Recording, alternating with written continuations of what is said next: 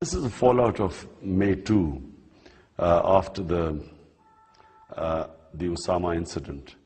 There was always going to be a backlash. And unfortunately, Pakistan is now being squeezed from both sides. On the one hand, you have Americans pushing Pakistan, Obama's statement saying that if there's another high-value target found in Pakistan, they'll take unilateral action. So on one hand, your ally is willing to breach your sovereignty. As it is, they are conducting drone attacks. An ally is bombing our own country, killing our own people. And the backlash of that is felt in Pakistan. But shouldn't Osama bin Laden have been killed? Yes, Osama bin Laden should have been killed, but it was the way it was done. But that's almost irrelevant.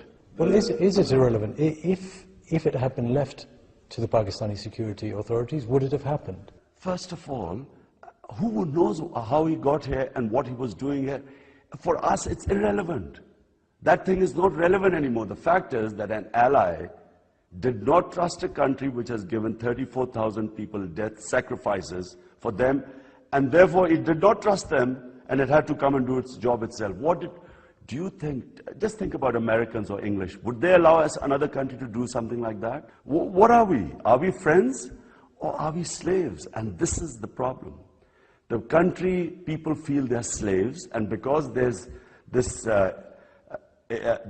feeling that we are just being used for someone else's war and our country is being destroyed, the reaction is against the Pakistan government and anti-American. But it is now Pakistan's war as well, whether Pakistan likes it or not, isn't it? This is not Pakistan's war. The day Pakistan makes its own war, we'll win it. I tell the Americans that we don't want your aid.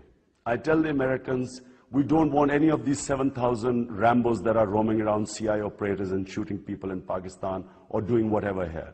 No sovereign country allows contractors, mercenaries to come into their own country or other spy agencies to be all over your country. At the moment, Pakistan has become incredibly reliant, not just in terms of civilian aid, but military aid as well, on the Americans. How does that work? If you take that money away, wouldn't the economy here collapse? Things can't get any worse. Every day Pakistanis are dying. There's no investment in this country. Our governance system has collapsed.